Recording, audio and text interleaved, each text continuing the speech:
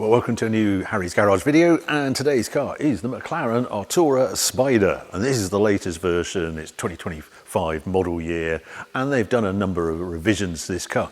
And the last time I looked at the Artura was back in 2022. Yes, some time has passed since I was last in one of these, and I'm intrigued by this model. Have been also a McLaren owner with the 650S sitting over there, and the Spider form with the new Artura. So what have they done to it? Well, they've done a number of software upgrades as they normally do. It's 25% quicker gear change, it's a bit more power, and there's little revisions, styling as well. And yeah, there's quite a lot to talk about. So let's go and have a closer look. But it's been interesting seeing how McLaren have evolved the design. I quite like the treatment of the headlights and how this works more than perhaps on 720 and on 750, that gaping hole here. I think it's more successful how they've done it here.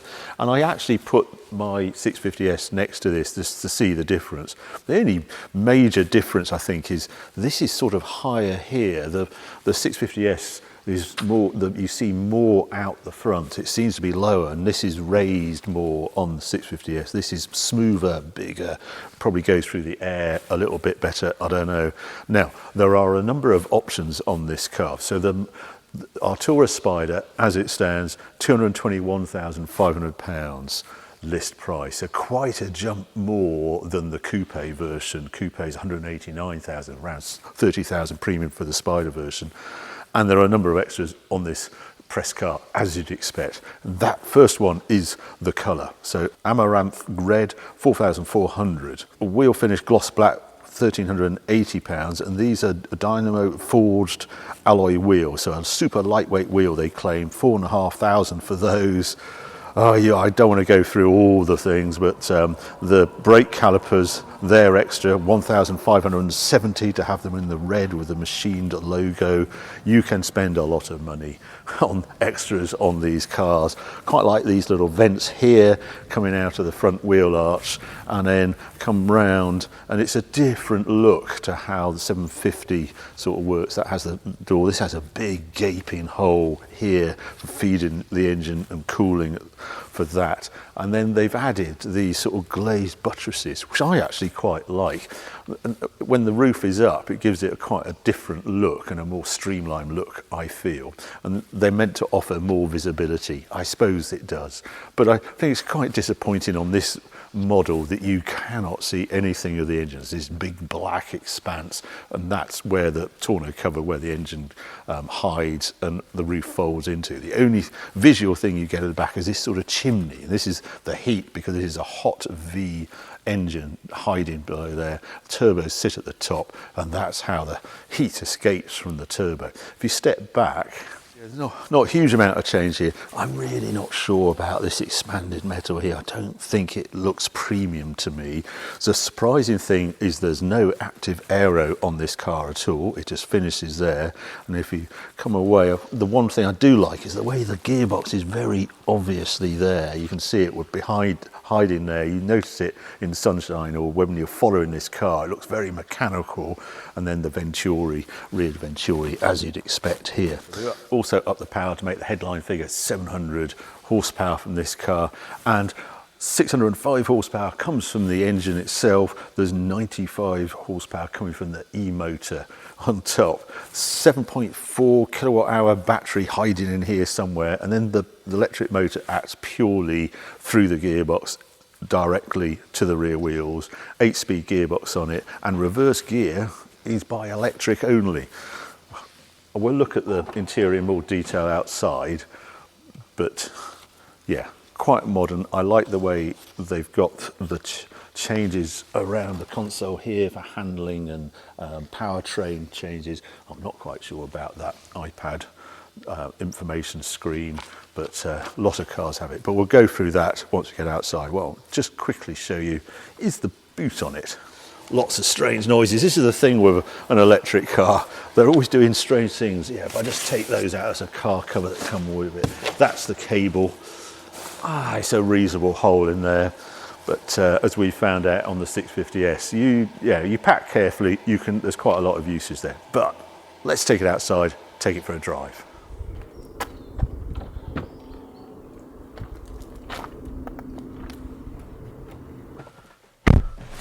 Yeah, lower yourself into the McLaren. It's the same with my Spider as well. The doors look off-putting the way they lift up, but they're very easy once you get used to them. But actually, the only thing I've noticed on this Artura against my 650S is just getting out is slightly more awkward. I think just because it's rounded and there's a hard edge on the 650S, and it's just easier. Can't quite work it out, but very different look inside. Like the 750S, they did update it and they put these rockers up here. It's how you control the handling and the powertrain that used to be down here, but you do get, there's no other word for it, for the iPad stuck on the dash here, and then a different layout down here. And you can charge your phone now, wireless charging at the back there. But I've always liked these little slots. You can just put your phone in there, a little center console thing. And unfortunately, yeah, you still have to use a cable if you want to have CarPlay or Android on there. What else is there? Yeah, tight, nothing behind the seats. This car has this glass roof, which was an option, electrochromatic glazed roof, £7,500 option, where I can change the sort of how it does it. I'm just looking to see if there's anything on the stereo, because it has a really powerful stereo in this car. You've got the speaker here, and I've got one right by my head here, and here, and here. Yeah, Bowers-Wilkins system. Proper power in it, actually, not what you expect a supercar like this. But there's also a technology pack, fully adaptive LED lights. Oh, there we go. Bowers-Wilkins 12-speaker audio system, a smartphone charging, and a 360 park assist. £6,000, but the stereo is monster. No glove box here, but I do have sort of door pockets there, which is good. And you might be able to hear a sort of whirling sound. I find this when you get in the modern sort of electric or hybrid cars, there's other sounds going on. It has its own things going on. It's like not like turning a key and the engine starts up. Very different. But I will get going. I press that button now and it starts in electric mode. Change here, I can see in front of me, and I can either touch a paddle into drive, or I could just press drive on there. Right, yeah, more sound coming out. Just, are you going to release the parking brake? Yeah, it's released the parking brake, and we leave in silence. All very odd. But it's the new way, isn't it? We're in 2025.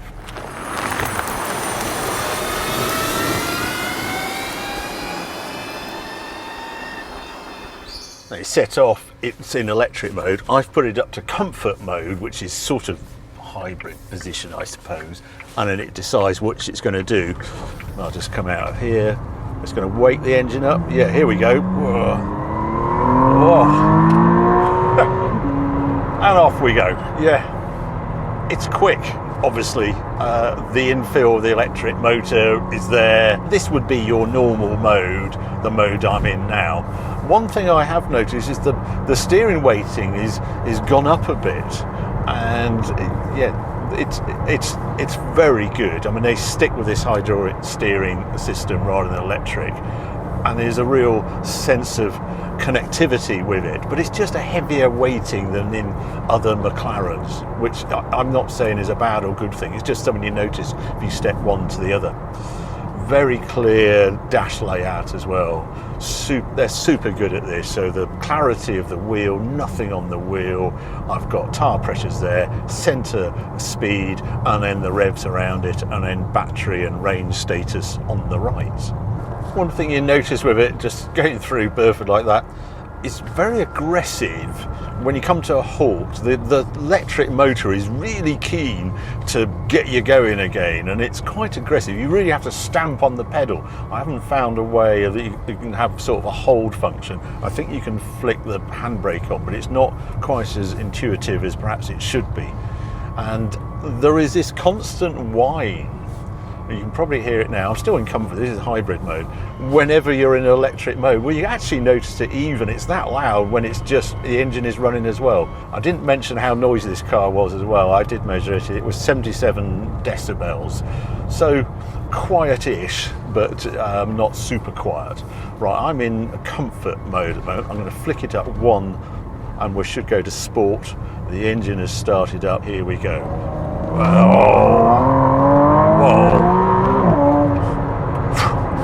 It's a good hit. It's 3 seconds to 60, this car.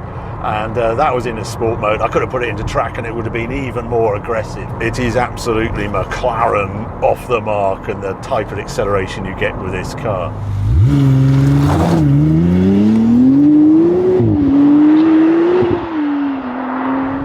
They claim, as I say, 3 seconds to 62, 8.4 seconds to 124 miles an hour. So it's going to be around 5 points, I mean, just on 6 seconds to 100 miles an hour. Proper performance. And I did weigh the car, and I was surprised. It came out at 1640 kilos. They claim 1570 kilos, and I was trying to think, well, why is it a bit heavier perhaps than I was expecting? The only thing I put it down to is it's got that glass roof, I've got the comfort seats in here, and I meant to take the car cover and the cable out, so you can probably take 10 kilos off for that little lot. And because the weighbridge I use goes up in 20 kilo increments, perhaps it's about 1620. But I did weigh my 650S, and on the same weighbridge it went 1500 kilos, so between 120 and 140 kilos heavier than my 650S, and that was more than I was expecting. Right, I'm in sport. I can press this, go to manual, and I can then use the paddles, flick down the gears. Really much quicker on gears. It's really good on that. Just hear it flick there, round here, I'm still. And then away. And you get a little blip like that when it's time to change up.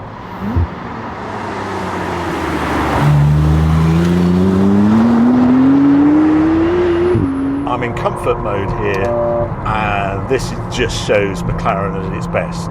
That proactive linked suspension is on this car, and every McLaren dealer ought to have the same road surface as I'm driving across now to show it off.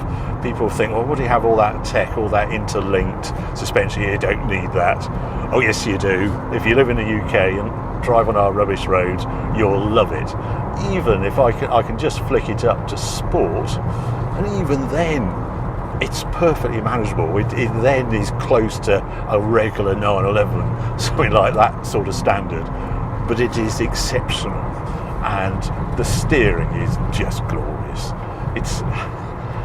You have to experience McLaren's steering. It's the nearest thing we've got to where Lotus Elise was, and that talkative steering. It's glorious. There is not this feeling of electric assistance that you get with a lot of cars, and it's a real star quality of McLaren, and it's loud and proud in this car.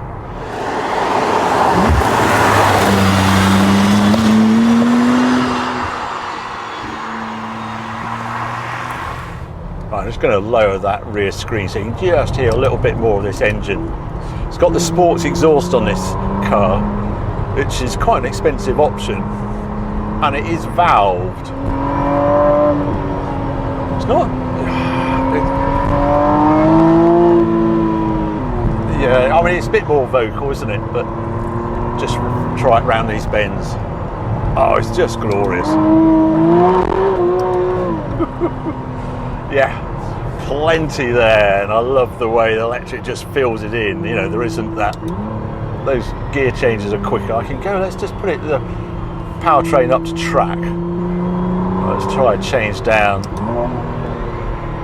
Yeah, you can hear the electric motor doing things. Yeah, anyway, let's calm it down. Let's put it back into sport, and yeah, let's run through some likes and dislikes with this car. Well, I suppose, yeah, the interior. This car is an expensive car. I didn't mention its full list price. As you see it here, it's got £50,000 worth of options on the car. It's £272,000, and this does not feel like I'm sitting in a £272,000 car. You can't put your finger on it, but just the quality of the materials and the flair in it's not really there. The stereo is good, I'll give it that. Then I don't think it looks £250,000 either on the outside. It just looks a sort of generic, another McLaren supercar. And I think that's a shame as well. It's like hard to position. It is a brand new car. It's incredible tech on it from McLaren, but it sort of looks like a junior version of 750S. And I suppose the price is, but I think they've pigeonholed them in a strange place, this car. Then also, I would have thought it'd have all the aero on it. You know, we've got that active aero that you get on other super sports series of McLarens, and it's not on this one. It flipping well should be. It's so damn quick. It's 700 horsepower, and it's a signature to me of what makes McLaren great. Now, let's get to the likes. And the likes on it is all those McLaren qualities that we've got used to. That connectivity of me sat here, the perfect driver position, the great view out, and the interaction with the steering, everything feels as though it's made for driving.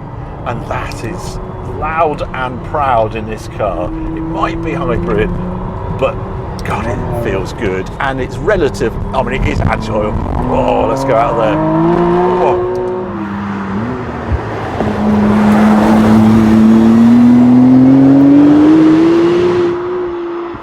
Yeah, it's got McLaren performance as well. Just an energy. You can just see this is not only been developed for track use, it's absolutely for road use as well.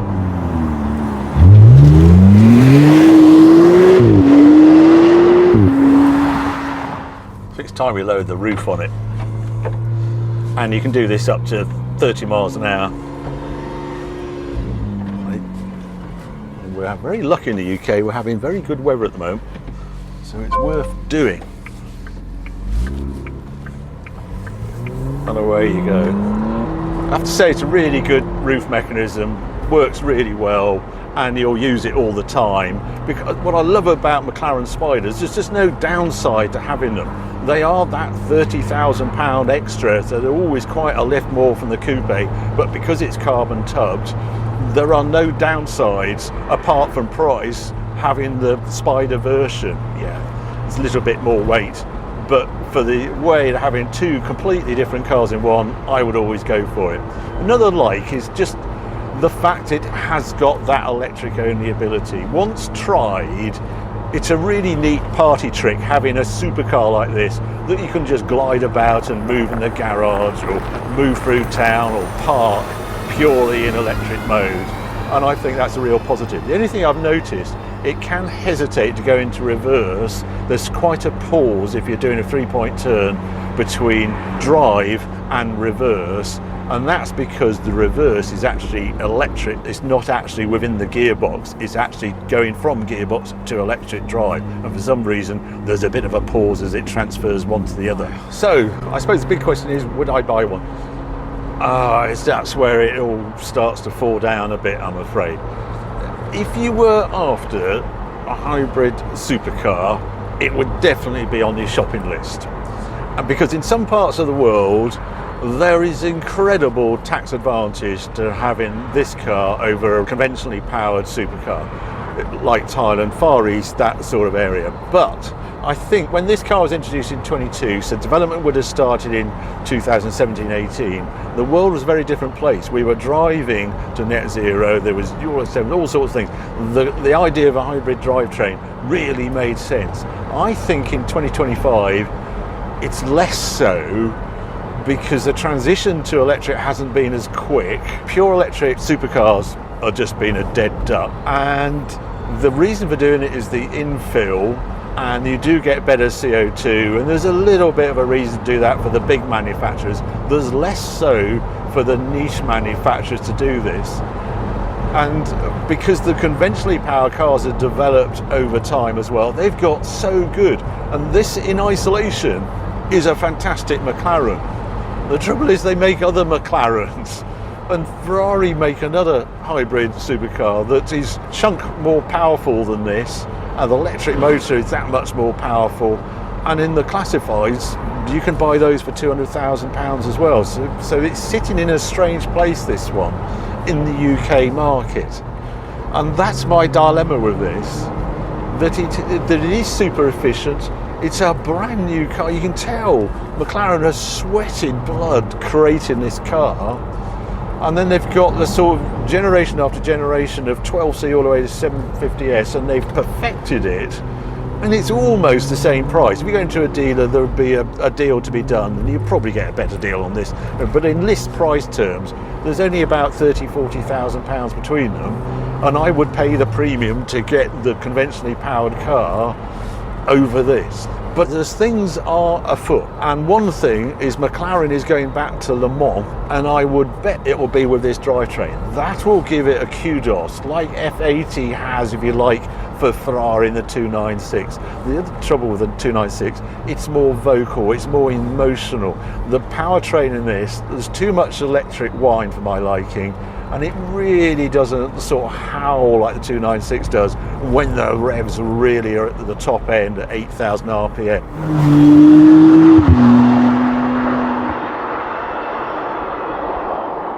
Which is such a shame, because it's a very good car, this, but perhaps not for me. Now, also, I think it's interesting, why isn't it for me? Well, my 60PS is 10 years old. What is this going to be like at 10 years old? Very interesting. I read the other day that Ferrari are introducing their extended warranty on their hybrid cars will come with a replacement battery at 8 years old and 16 years old if you keep the extended warranty going. Well, that's an interesting development, isn't it? And with McLaren, they give you a 6-year warranty on the battery.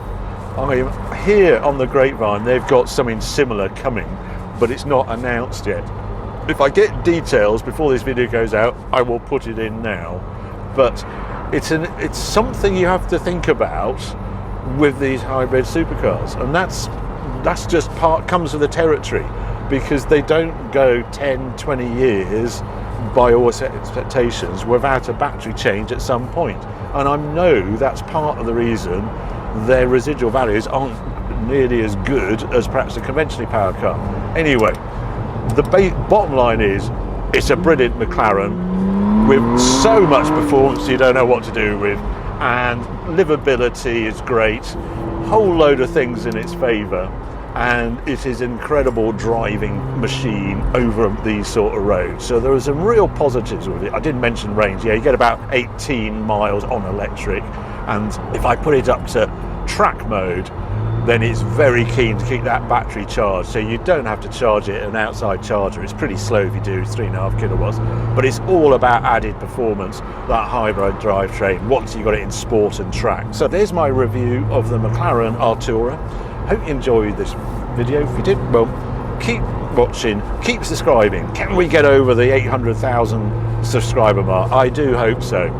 And if you enjoyed this video, well, there's more videos coming out very soon. Thanks for watching.